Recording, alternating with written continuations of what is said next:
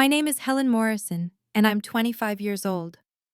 After Mom's funeral, Dad gave me up for adoption and moved his new family into our house. I was 13, standing in what used to be my room, watching him hand me papers that would erase me from his life while his new wife measured the windows for different curtains.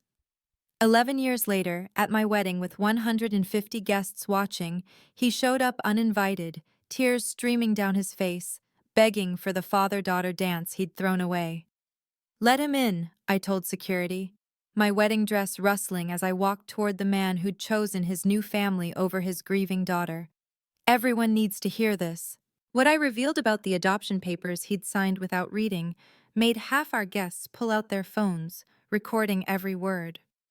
But the real shock came when my stepsister, the girl who'd taken my room, my father's attention, my place at our dinner table, suddenly stood up from where she'd been hiding in the crowd. Before I tell you what she said that changed everything, please take a moment to like and subscribe, but only if you truly connect with what I'm about to share. I'd love to know where you're watching from and what time it is in your part of the world. Let me take you back to where it all began. When I was 10 years old, life felt perfect. My mother, Linda Morrison, owned a successful trucking company that she'd built from the ground up. She was the kind of woman who could negotiate a contract in the morning, inspect a fleet of 18-wheelers in the afternoon, and still make it home in time to help me with my homework. She taught me about business over dinner, profit margins, customer loyalty, the importance of keeping your word. My father, Robert, worked in the company's administrative office. He handled paperwork, managed schedules, answered phones. He was good at his job, but it bothered him that he wasn't the primary breadwinner. I'd hear him sometimes, late at night, telling Mom that he wished he could be the man of the house, the way his father had been. Mom would laugh gently and remind him that they were partners, that his contributions mattered just as much as hers. But I could see it in his eyes, the way he'd tense up when business associates assumed he owned the company, the forced smile when Mom made the final decisions about expansion or new hires. He wanted to prove himself. He wanted to be the hero. Then, 2 weeks after my 12th birthday, Mom died in a highway accident. One of her own trucks, driven by a new hire who'd fallen asleep at the wheel. She was gone instantly. At the funeral, Dad stood rigid beside me, shaking hands with mourners, accepting condolences. He didn't cry. He just kept saying, "I'll take care of everything now. I'll handle it." I didn't know then that he'd been waiting for this chance, not for Mom to die, but for the opportunity to finally be in charge, to prove he could run things without her shadow over him. And I definitely didn't know that his need to prove himself would cost me everything. 6 months after Mom's funeral, Dad brought Sarah home. "Helen, this is Sarah," he said, standing in our living room with his arm around a woman I'd never seen before. "We're getting married next month." I was 12 and a half. I was still sleeping with Mom's cardigan under my pillow. And suddenly there was a stranger in our house, smiling at me like we were already family. "I'm so excited to get to know you," Sarah said. Her voice was bright, cheerful. "And you'll love Lily, my daughter. She's 9. You'll be like sisters." Within 2 weeks, Sarah moved in with her entire family, her mother Margaret and her daughter Lily. Within a month, my room was cut in half to make space for Lily. Mom's belongings, her desk, her photos, her awards from the business, were packed into boxes and carried down to the basement. "We need to move forward," Margaret announced one evening, directing the movers like a general commanding troops. "This house needs to feel like a fresh start." I stood in the hallway, watching them erase my mother. "Can I at least keep Mom's desk in my room?" I asked. Margaret turned to me with a tight smile. "Sweetheart, you're being selfish. Lily needs space too. Your father is trying to build a new life. The least you can do is be supportive." At dinner that night, Sarah sat in Mom's chair at the head of the table. Dad sat beside her holding her hand. I sat at the far end, next to Lily, who chattered about her new school while Margaret nodded approvingly. Nobody asked me how my day was. Nobody noticed that I'd barely touched my food. I was becoming invisible in my own home, and it had only been 6 months since Mom died. 4 months after Sarah moved in, Dad sold Mom's company. I found out by accident. I came home from school and heard him on the phone in his office, the door half open. "Yes, I accept your offer. I'll have my lawyer draw up the papers." I knocked. "Dad? What offer?" He looked up, startled. "Helen, I didn't hear you come in." "You're selling the company?" He closed his laptop. "It's the right decision. I've been trying to run it, but I'm not your mother. I don't have her instincts for this business." "But you could learn, or hire someone to help. Mom built that company for us." "Your mother built it for herself," he said, and there was an edge to his voice I'd never heard before. "I'm doing what's best for this family. We need a fresh start." "What about my future? Mom always said I'd learn the business when I was older." "You're 12, Helen. You don't understand how business works." The company sold 3 weeks later for less than it was worth.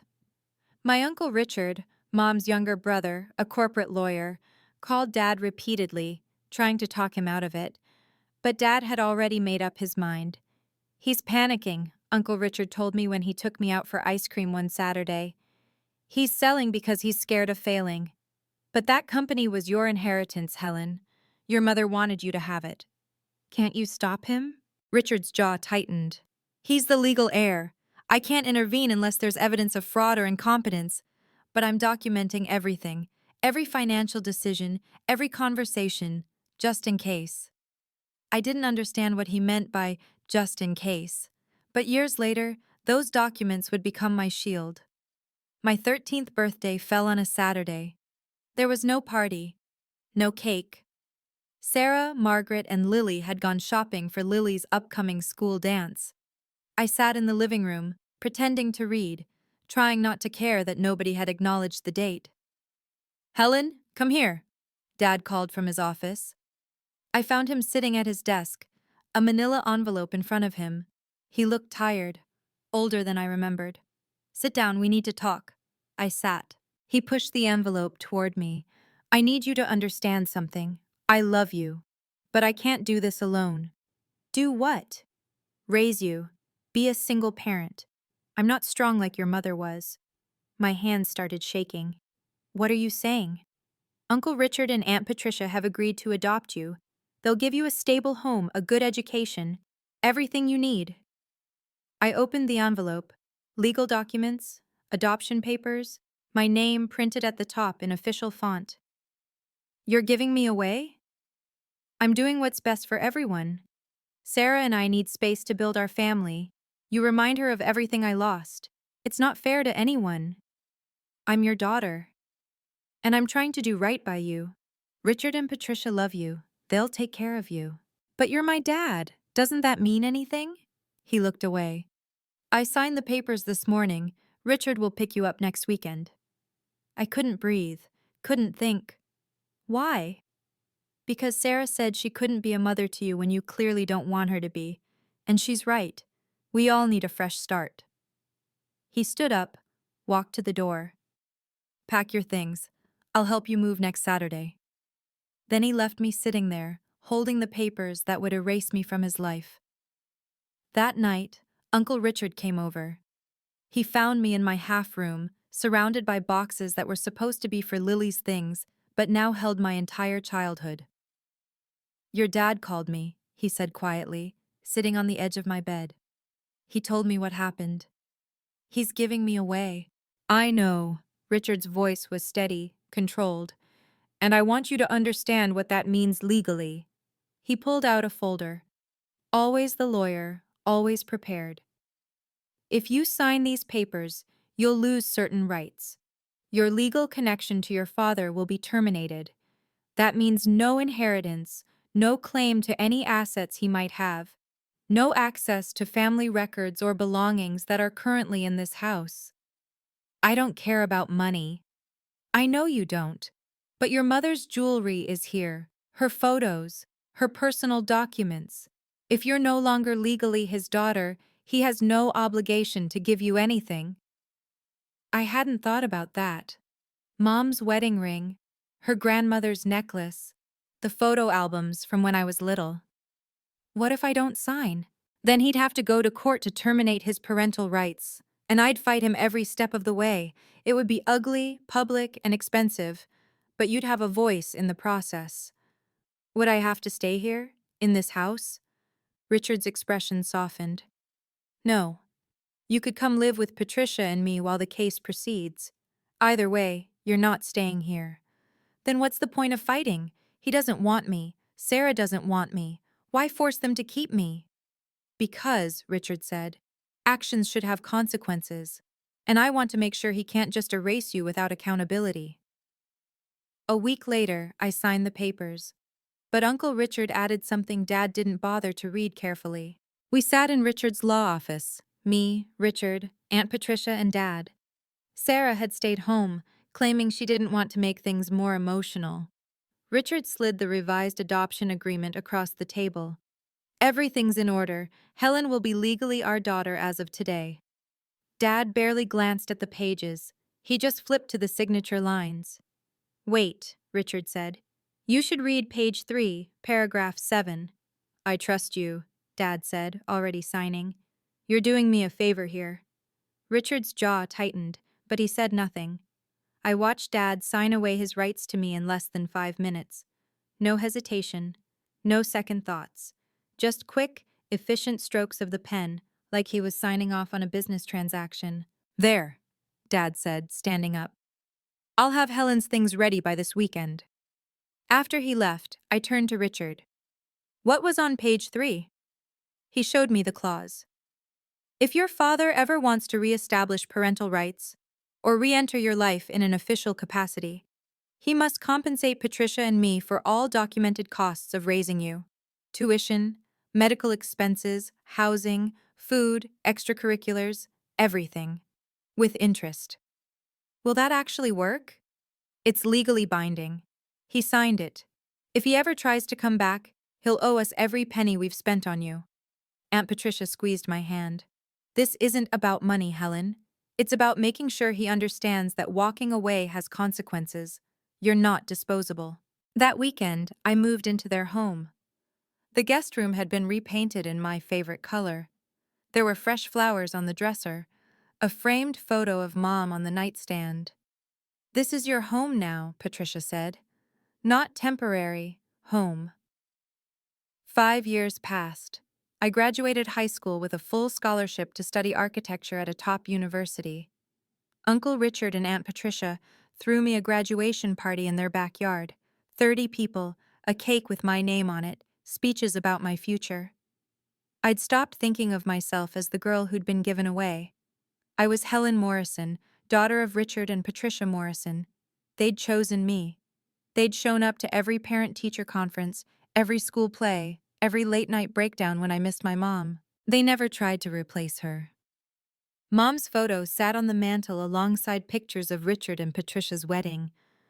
They talked about her often, funny stories, business advice she'd given Richard, the way she'd always known how to make people feel valued. Your mother would be so proud of you, Patricia said at my graduation party, hugging me tight. And I believed her. Because Richard and Patricia had made sure I knew my mother's legacy wasn't just a trucking company Dad had sold. It was resilience, integrity, the belief that family meant showing up. I called them Uncle Richard and Aunt Patricia, never Mom and Dad. It felt right, honoring what they'd done without trying to erase my mother. They never pushed me to call them anything else. Then, the week before I started college, I got a message from Lily. I miss you. Things aren't the same here. I stared at my phone. I hadn't heard from her in 5 years. We'd been strangers sharing a house for 6 months, and then I'd disappeared from her life completely. I didn't respond right away. I needed time to process. But that message was the first crack in the perfect facade Dad had built. And I didn't know it yet, but the whole house was about to crumble. The email came on the day I received my scholarship notification. Subject line, I'm proud of you. I almost deleted it without opening, but curiosity won. Helen, I've been following your achievements online. I saw that you received a full scholarship to study architecture. That's incredible. I always knew you were brilliant. I hope we can reconnect soon. Enough time has passed. I'd love to hear about your life. Dad. No apology. No acknowledgement of what he'd done. Just casual words, as if we'd simply lost touch over the years, instead of him legally erasing me from his life. I showed the email to Uncle Richard. He doesn't get to waltz back in without accountability, Richard said, his voice tight with controlled anger. I didn't respond to the email. A week later, another one arrived. I know I made mistakes. I hope we can talk soon. Mistakes. As if giving your daughter up for adoption was equivalent to forgetting her birthday or missing a school play. I still didn't respond. Then, 2 weeks into my freshman year, my phone rang. Unknown number. I almost didn't answer. Helen? It's Dad. My stomach dropped. How did you get this number? I called Richard's office. His assistant gave it to me. A lie. Richard would never allow that. What do you want? I miss you. I know things ended badly, but I'd like to explain. Explain what? That you chose your new family over me? That you signed me away on my 13th birthday? I was grieving. I wasn't thinking clearly. You were thinking clearly enough to remarry 6 months after Mom died and move Sarah's entire family into our house. Silence on the line. Can we meet? Please? I want to make things right. I don't think I'm ready for that. When will you be ready? I don't know. Maybe never. I hung up. He called again 3 days later. This time I let it go to voicemail. Helen, I know you're angry, but I'm still your father. We can work through this. I played the message for Patricia during dinner. He still doesn't get it, she said, shaking her head. He thinks this is about anger. It's not. It's about trust. And he destroyed that. The calls continued. Once a week, then twice. Short messages. Thinking of you. Hope you're doing well. Would love to hear your voice. Never an actual apology. Never acknowledgement of the specific harm he'd caused. Then Uncle Richard got a call. Your father contacted my office, Richard told me one evening. He asked about visitation rights. I'm 19, there's no such thing as visitation rights. I know, I told him that, but he seems to think he can just reinsert himself into your life, like you're a possession he loaned out and now wants back. What did you tell him? I reminded him that he signed away his parental rights, that you're legally our daughter now, that if he wants to be part of your life, it's entirely your decision, and yours alone. How did he respond? He said I was turning you against him. I laughed bitterly. He turned me against him when he handed me adoption papers on my birthday. Richard's expression was serious. Helen, I need you to understand something.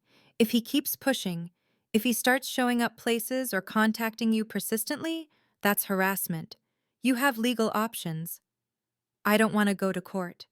I know, but I want you to know you have power here.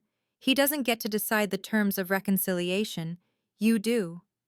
That knowledge, that I had control, changed something in me. I wasn't the powerless 13-year-old anymore. When I turned 21, Uncle Richard called me into his law office. I need to show you something, he said, pulling out the adoption agreement from 8 years ago. I'd never actually read the full document. I'd been 13, traumatized, just trying to survive. But now Richard opened it to page 3 and pointed to paragraph 7. Read this. The legal language was dense, but the meaning was clear. If Robert Morrison seeks to reestablish parental rights or legal relationship with Helen Morrison, he must compensate Richard and Patricia Morrison for all documented costs associated with raising Helen, including but not limited to education, medical care, housing, food, clothing, extracurricular activities, and therapy. Compensation must include interest calculated at the legal rate from the date of adoption finalization. You've been keeping records? I asked. Every receipt, every tuition payment, every doctor's visit, every music lesson, every school trip, every winter coat. Richard pulled out a thick folder. 8 years of documentation. How much? As of today, approximately $180,000. I stared at the number. That's That's what it costs to raise a child properly. And your father agreed to these terms when he signed. He just didn't bother to read what he was signing. Why are you telling me this now? Because you're an adult. If he approaches you again, and I think he will, you need to know you have leverage, not to punish him, but to protect yourself. I don't want his money. This isn't about money, Helen. It's about making sure he can't just erase the consequences of his choices. He walked away. He doesn't get to walk back in without accountability. I looked at the folder. Years of careful documentation. Richard had been protecting me all along, building a shield I didn't know I'd need. A week later, Aunt Patricia asked me to come to her office at the university where she taught psychology. I want to show you something, she said, opening a locked filing cabinet. I've been keeping records, too. She pulled out a thick binder. My name was written on the spine. Inside were session notes from the therapist she'd found for me when I first moved in. A therapist I'd seen for 3 years. Notes about my depression, my anxiety about abandonment, my fear that Richard and Patricia would give me away too. There were also printed emails. Messages from Robert over the years, birthday cards sent to Richard's address, Christmas emails, occasional texts asking about me, all of them surface level, none of them acknowledging what he'd done. I kept these as documentation, Patricia explained, not to hurt him, but to preserve the truth. If anyone ever questions your decision to maintain boundaries, you have proof of the pattern. She showed me one more document. An email from Sarah to Robert that Patricia had received through legal channels during the adoption process. We can't have her back. She'll ruin what we've built. Margaret agrees. The girl needs to stay with Richard. I read it 3 times. Sarah had explicitly told Dad not to reconsider. It wasn't just his decision. It was coordinated. I didn't want you to see this when you were younger, Patricia said. But now you need to know. This wasn't about him being overwhelmed or grieving. This was calculated. Does he know you have this? No, and he doesn't need to. But if he ever tries to rewrite history, to claim he was forced or didn't have a choice, you have evidence. I closed the binder. You've been protecting me all along. That's what real parents do, Patricia said simply. We choose you every day. I met James at a tech architecture conference during my junior year. He was presenting software that created 3D simulations for architectural designs. I was in the audience, fascinated by the intersection of technology and creativity. After his presentation, I approached him with questions. You're thinking about user experience, he said, impressed. Most architects focus on aesthetics. You're thinking about how people will actually live in the space. We got coffee, then dinner. Then he walked me back to my hotel, and we talked for 3 hours in the lobby about design philosophy and childhood dreams and what makes a house feel like home. On our 3rd date, I told him about my father. I expected him to be uncomfortable, to offer platitudes about forgiveness and family. Instead, he listened. Really listened. That must have been devastating, he said finally. Not just losing your mom, but then losing your dad by his own choice. I didn't lose him. He gave me away. Exactly. There's a difference. James reached across the table and took my hand. Your past doesn't define you, Helen, but how you've grown from it. That's incredible. He never tried to fix me, never suggested I owed my father another chance. He just accepted that I'd built a new family with Richard and Patricia, and that was enough. 2 years later, when James proposed, he asked Richard for permission first. Not because I needed anyone's permission, but because he respected who my real father was. I'd be honored, Richard said, his voice thick with emotion. We started planning the wedding. Small ceremony, close friends and family, garden venue. I sent invitations to everyone important to me. I didn't send one to Robert. But somehow, 3 weeks before the wedding, he found out. And he decided it was his chance to make things right. The engagement party was at an upscale restaurant downtown. 60 guests, elegant lighting, champagne flowing freely. I was mid-conversation with James's sister when the room went quiet. I turned. Robert stood in the doorway, wearing a tailored suit I knew he couldn't have afforded years ago. He held a wrapped gift box, his expression hopeful and nervous. He walked straight toward our table. "Helen," he said, his voice carrying across the suddenly silent room, "congratulations, I'm so proud of you." James stood immediately, positioning himself slightly in front of me. Uncle Richard was already moving from his seat across the room. "Dad?" My voice came out steadier than I felt. "What are you doing here?" "I heard the good news. I wanted to celebrate with you." "This is a private event. I didn't invite you." "I'm your father. I don't need an invitation." Around us, guests watched. Some knew my history, most didn't. I could see the confusion on their faces. Why was the bride-to-be turning away her father? "You haven't been my father for 11 years, I said quietly. "That's not fair. I've been trying to reconnect." "Trying?" "You sent a few emails, made 3 phone calls in 11 years.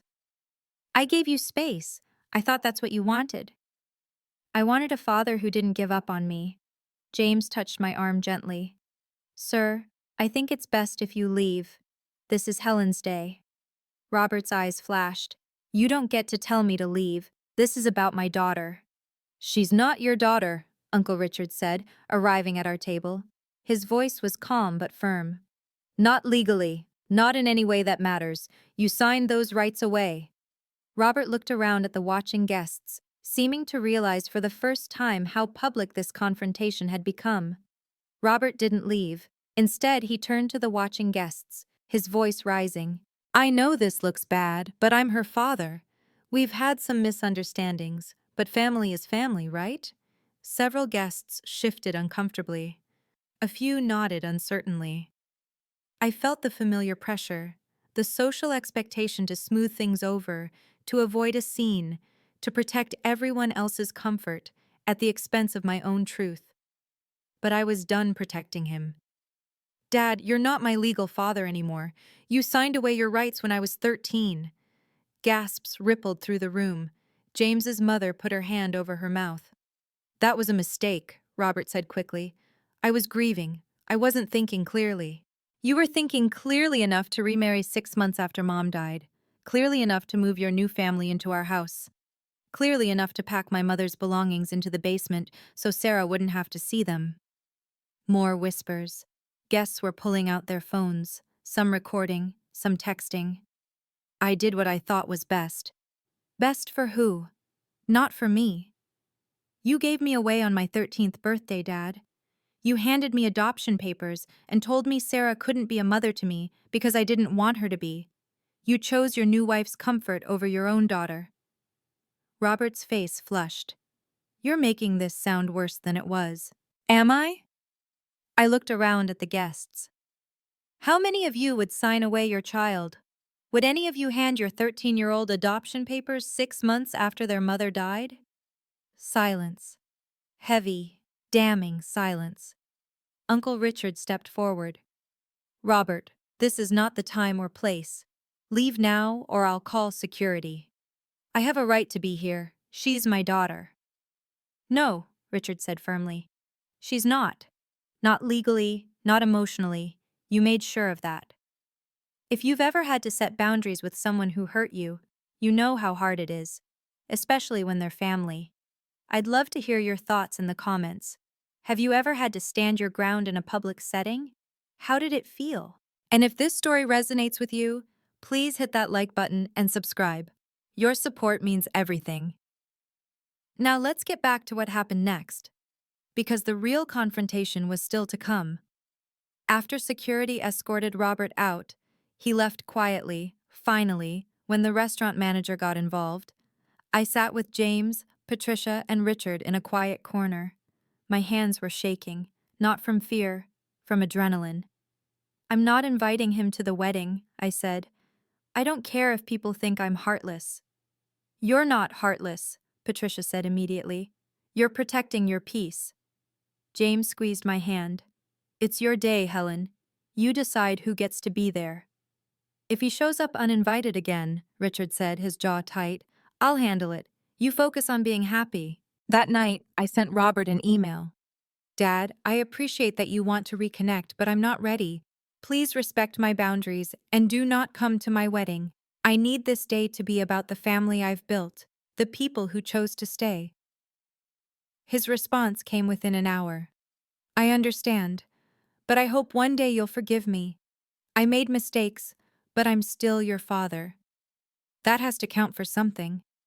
I'll respect your wishes about the wedding, but know that I love you. I always have. I read it 3 times, looking for the apology that wasn't there. I made mistakes wasn't the same as, I'm sorry I gave you up for adoption. I love you didn't erase 12 years of absence. Do you think he'll actually stay away? I asked James. He was quiet for a moment. I think he'll try one more time. Men like him, they don't believe consequences apply to them. If he shows up, I'll be ready, I said. But I didn't know how ready I'd need to be, or that the confrontation at my engagement party was just the rehearsal for what would happen at my wedding. My wedding day was perfect. The garden venue was exactly what I dreamed of: white chairs arranged in neat rows, flower arrangements in soft pink and cream, a string quartet playing as guests arrived. 150 people, all of them chosen carefully. Friends from college, James's family, my colleagues, and the people who mattered most, Uncle Richard and Aunt Patricia. In the bridal suite, Patricia helped me with my dress, a simple A-line gown with delicate lace sleeves. You look just like your mother did on her wedding day, she said softly, adjusting my veil. Uncle Richard knocked on the door. Ready? He wore a classic tuxedo, his eyes bright with emotion. When he saw me, he stopped. Helen, you're beautiful. Thank you for doing this, I said. For walking me down the aisle. For being the father I needed. It's been my honor. His voice cracked slightly. Your mother would be so proud of the woman you've become. We had 30 minutes before the ceremony.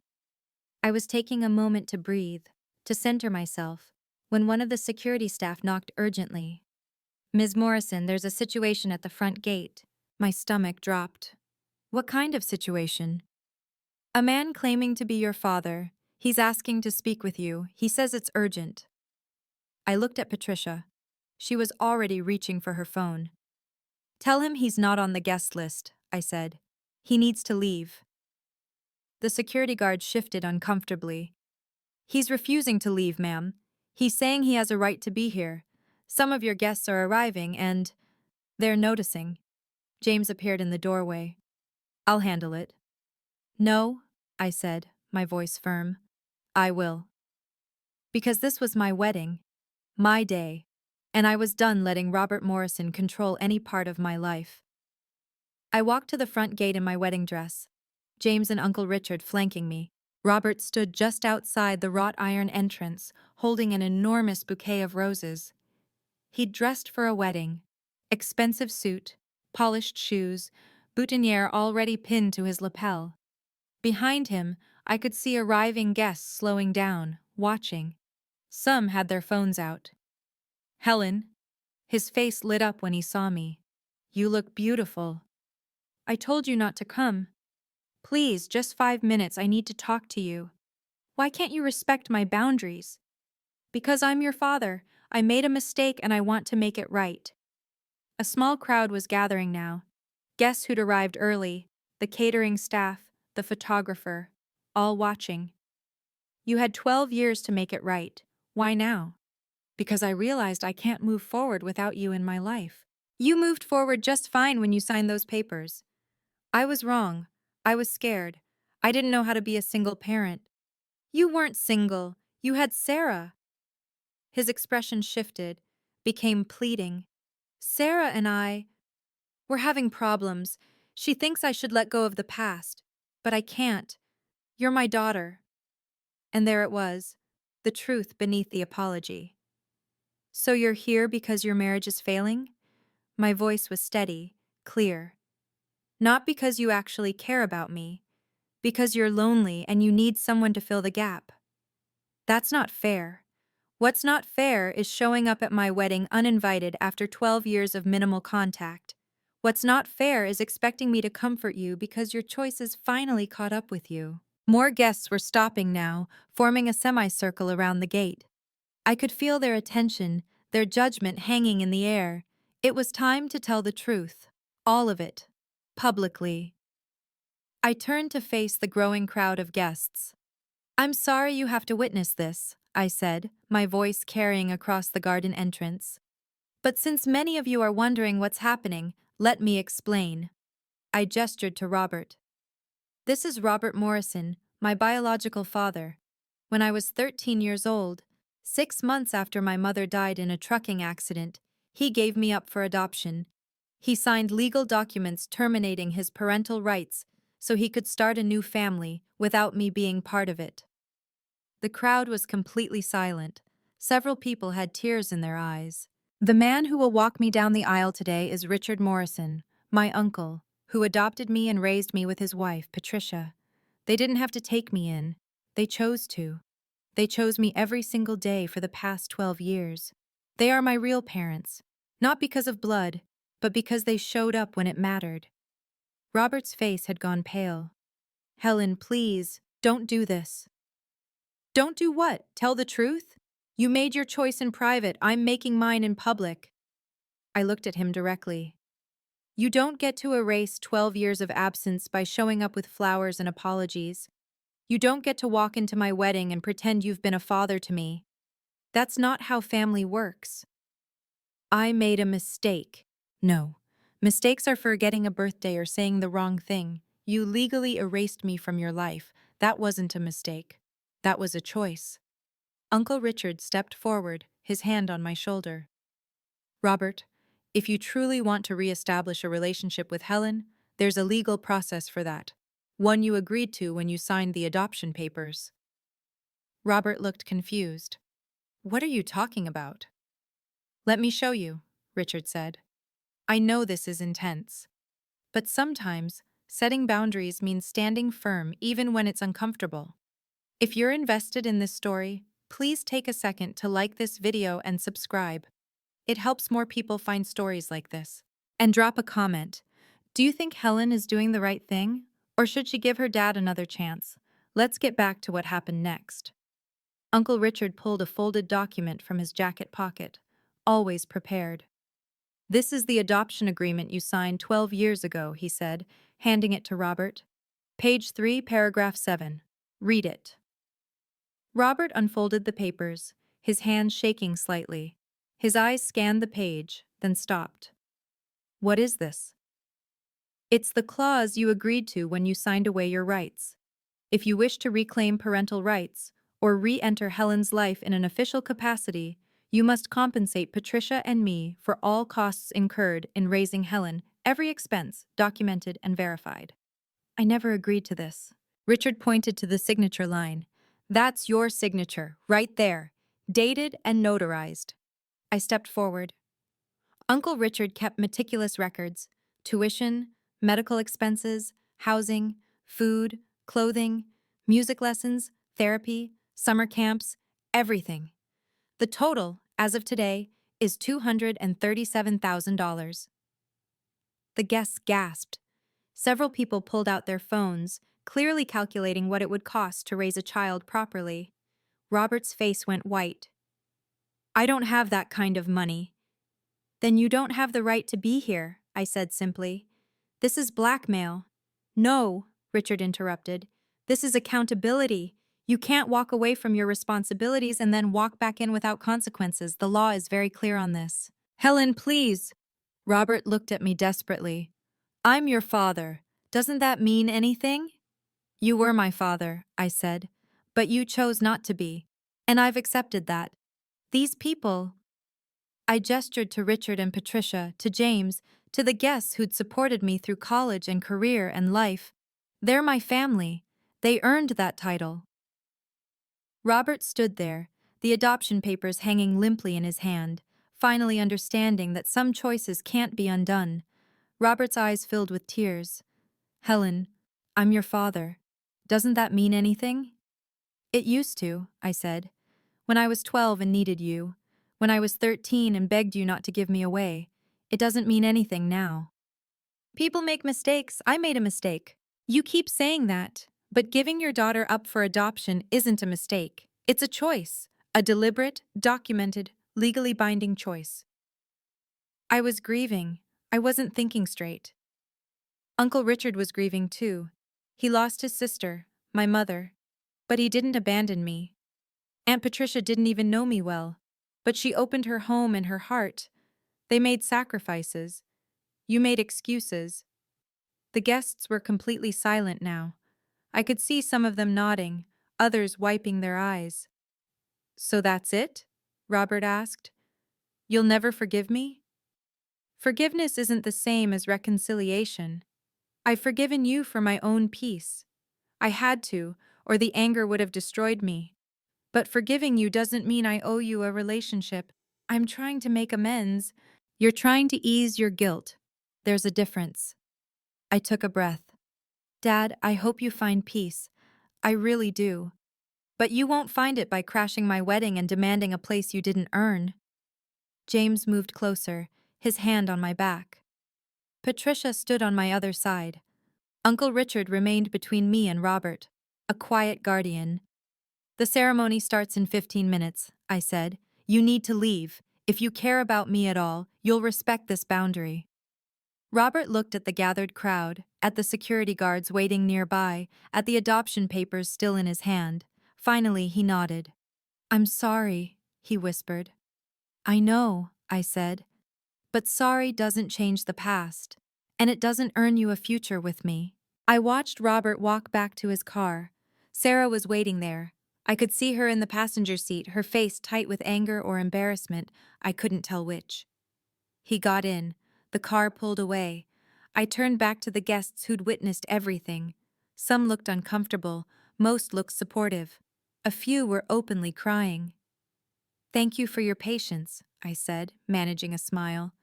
And thank you for being here to celebrate love and family, the kind that shows up, not just the kind that shares DNA. Applause broke out, quiet at first, then growing. Several guests came forward to hug me. That took courage, one of my colleagues said. You handled that with so much grace, another added. James's mother embraced me. Welcome to the family, our real family. Uncle Richard pulled me aside. Are you okay? I am, I said, and realized it was true. I felt lighter, freer. I'm ready to get married now. He smiled, his eyes bright. Then let's not keep your groom waiting. Patricia fixed my veil, which had gotten slightly disheveled. Your mother would be so proud of you, she whispered. The ceremony was beautiful. Richard walked me down the aisle with steady steps, his hand firm and reassuring on my arm. When we reached the altar, he kissed my cheek and whispered, I've been ready for this moment for 12 years. James and I exchanged vows, promises about choosing each other every day, about building a family based on love and commitment, not obligation. There was no empty chair for my father, no moment of silence for absent family, just joy, celebration, and the people who'd earned their place in my life. It was perfect. At the reception, people kept approaching me. Helen, I had no idea about your story, one of James's cousins said. You handled that with incredible strength. A colleague from my architecture firm hugged me. I would have lost it completely. You were so composed. My college roommate, who'd known pieces of my history, squeezed my hand. Your uncle and aunt are amazing. That's what real love looks like. Several guests asked about Richard and Patricia, wanting to thank them for raising me. I watched as people gravitated toward them, offering respect and admiration. You raised an incredible young woman, someone told Patricia. She raised herself, Patricia replied graciously. We just provided the foundation. On social media, because of course people posted, the focus wasn't on the confrontation, but on the beauty of the ceremony. Photos of Richard walking me down the aisle, James and me laughing during our first dance. The toast Patricia gave about chosen family. Nobody mentioned Robert. It was as if he'd never been there. 3 days into our honeymoon, I received a text from Lily. Helen, I saw what happened. Someone recorded it and showed Mom. I'm so sorry for everything. You deserved better. You deserved parents who chose you. I'm glad you found them. I stared at the message for a long time before responding. Thank you, Lily. I hope you're okay. I am. I'm learning a lot about what real family means, about consequences, about showing up. I'm sorry I didn't understand before. It wasn't a full reconciliation, but it was acknowledgement. And sometimes that's enough. A week after we returned from our honeymoon, a letter arrived at our apartment, handwritten, from Robert. I held it for a long time before opening it, James sitting beside me, his hand in mine. Uncle Richard called 2 weeks after the wedding. I thought you should know. Sarah filed for divorce. I was silent for a moment. When? Last week. According to the filing, she cited irreconcilable differences, but my source says she told her lawyer that Robert is unable to move forward and obsessed with fixing past mistakes. How do you know this? I have colleagues who work in family law. Word gets around. He paused. Lily moved out too. She's living with Sarah and Margaret in an apartment across town. Is he alone? Completely. Margaret left the same day Sarah did. He's living in a small apartment now, sold the house, had to, couldn't afford it on his own. I should have felt victorious. Instead, I just felt sad. Helen, you didn't cause this, Richard said, reading my silence. He made these choices long before your wedding. Sarah was already unhappy. Your wedding just forced him to confront what he'd been avoiding. What happens now? He lives with the consequences. That's how accountability works. Patricia told me more when I visited for dinner that week. I heard from a former colleague of his. He's isolated. Most of his friends were actually Sarah's friends, and they sided with her. The few people who knew about you giving him up, they're not sympathetic. Does he have anyone? I don't know. But Helen, that's not your responsibility. You're not required to rescue him from the consequences of his own choices. She was right. But it didn't stop the small, stubborn part of me that remembered being 10 years old, watching him make pancakes on Sunday mornings, back when he was still trying to be a good father. Before grief and pride and Sarah's influence had twisted him into someone I didn't recognize. 3 months after the wedding, the letter arrived. It was handwritten, 6 pages, the script shaky in places, as if he'd been crying while writing it. Dear Helen, I don't expect you to respond to this. I don't expect forgiveness or reconciliation. I just need you to know that I finally understand what I did to you. You were right at the wedding. I was selfish. I was weak. When your mother died, I felt like I'd lost my purpose. She was the strong one, the capable one. I was always in her shadow. And instead of stepping up to honor her memory by taking care of you, I chose the easier path. Sarah made me feel needed. She made me feel like I could be the man of the house, the decision maker. And when she said having you around made it hard for us to move forward, I believed her. I told myself I was doing what was best for you, that Richard and Patricia could give you a better life. But I was lying to myself. I gave you away because it was convenient. Because starting fresh was easier than dealing with grief and responsibility. I see that now. I see how I failed you. How I chose my own comfort over my daughter's well-being. How I let Sarah and Margaret convince me that you were the problem, when really, I was. Sarah left me because I couldn't stop thinking about you. Because every time I saw a young woman your age, I wondered what you were doing, who you'd become. She said I was living in the past. Maybe I am. But the past is where I made the biggest mistake of my life. I don't want anything from you. I don't want money or time or reconciliation. I just want you to know, I'm sorry, truly, deeply sorry. And I'm proud of who you've become, even though I had nothing to do with it. Robert. I read the letter 3 times, cried a little, but I didn't respond. That letter was closure I didn't know I needed, but it didn't change my decision. If you've made it this far, thank you for listening to my story. I'd love to hear your thoughts. Have you ever had to set boundaries with family? How did it turn out? Please share in the comments, and if this story resonated with you, hit that subscribe button. Now, let me share what I learned from all of this. I used to think family was about blood, about DNA and last names and who you looked like in old photographs. But Uncle Richard and Aunt Patricia taught me otherwise. Family is about showing up. It's about choosing someone every single day, especially when it's hard. It's about sacrifice and commitment and love that doesn't come with conditions. Richard and Patricia could have said no when Dad asked them to take me. They could have offered temporary help, a few months while he got on his feet. Instead, they opened their home permanently. They rearranged their lives. They paid for therapy and college and all the little expenses that come with raising a teenager. They never asked for gratitude, never held their sacrifice over my head, never made me feel like a burden, and they never tried to replace my mother. Mom's photo stayed on the mantel. They talked about her often, her sense of humor, her business acumen, her love for me. They helped me remember her as a real person, not just a ghost of grief. Your mother would want you to be happy, Patricia told me once. Not stuck in the past, but moving forward with people who love you. That's what real parents do. They don't compete with memory, they honor it. I still call them Uncle Richard and Aunt Patricia.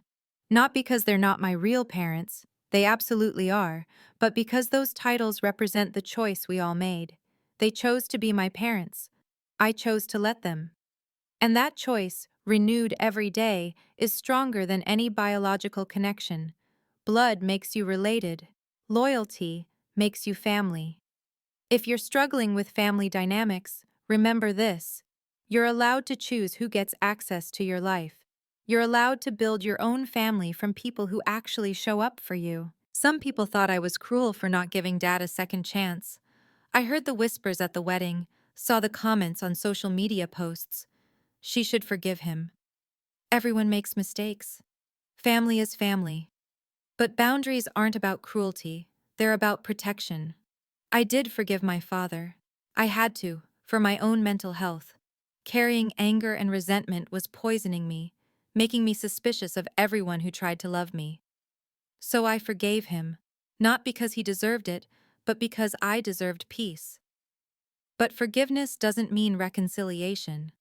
Both can be true at the same time.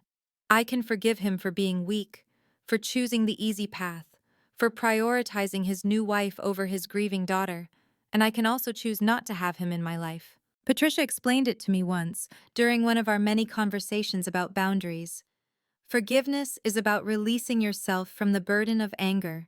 Reconciliation is about rebuilding trust. One is a gift you give yourself. The other is something that has to be earned. Dad never earned it.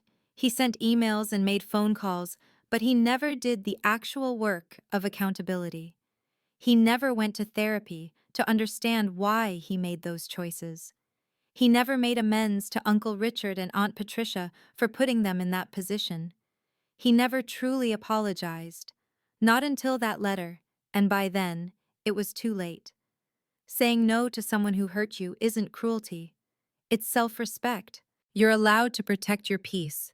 You're allowed to say, I forgive you, but I don't want you in my life. You're allowed to build walls around your heart and only let in people who've proven they won't break it. That's not being cold. That's being wise. My father's loneliness isn't my fault. It's the natural consequence of his choices. That's a hard truth, but it's important. When Dad signed those adoption papers, he thought he was solving a problem. He thought he could start fresh with Sarah, build a new family, and leave the complicated grief of losing Mom behind. He didn't consider that choices have consequences, that relationships require maintenance, that you can't just opt out of fatherhood and expect to opt back in when it's convenient. The clause Uncle Richard added to the adoption agreement wasn't about punishment. It was about accountability. It was a way of saying, if you walk away, you need to understand the weight of what you're walking away from. Dad didn't read it. didn't take it seriously. And now, 12 years later, he's facing the bill, not just financial, but emotional and social. Sarah left him because he couldn't let go of his guilt. His friends distanced themselves when they learned the truth.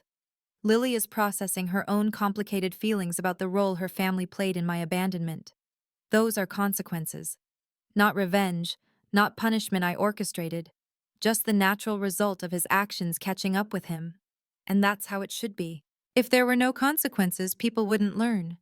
They'd keep making the same selfish choices, hurting the same people, and expecting forgiveness without change. Uncle Richard taught me this. Compassion doesn't mean protecting people from the consequences of their choices. Sometimes, the kindest thing you can do is let someone face the results of their actions. That's how growth happens. I'm not happy that Dad is alone, but I'm not responsible for fixing it either. He made his choices. Now he lives with them. And I live with mine, surrounded by people who chose me, who love me, who show up. I'm 25 now, married to a man who sees me as a partner, not a project. I work as an architect for a firm that values creativity and innovation. I design spaces where families can build memories, homes with big kitchens for Sunday dinners, living rooms with built-in bookshelves, bedrooms with window seats perfect for reading. I design the kind of home I found with Richard and Patricia, the kind of home my father couldn't give me. James and I are talking about having kids someday. When we do, Richard and Patricia will be grandparents, not great uncle and great aunt, but grandma and grandpa. They've earned those titles. I still think about my biological father sometimes. I wonder if he's okay, if he's found peace, if he's learned anything from losing everything. But I don't feel guilty anymore. I don't lie awake at night wondering if I should have given him another chance. I chose peace over guilt, and that's made all the difference. Last week, Patricia and I were having coffee when she said something that stuck with me. You know what makes me most proud? Not that you succeeded despite what happened, but that you learned to recognize real love when you saw it. Some people spend their whole lives chasing after people who don't value them. You knew when to walk away. She's right. I learned early, painfully but clearly, that love isn't just a feeling. It's a choice. It's action. It's showing up even when it's hard. My mother showed me that in the years I had with her. Richard and Patricia showed me that for 12 years. James shows me that every day. And my father? He showed me what love isn't. That lesson, as brutal as it was, might be the most valuable thing he ever gave me. If you're in a situation where you need to set boundaries with someone who hurt you, know this. You're not being cruel. You're being wise. It's okay to choose yourself.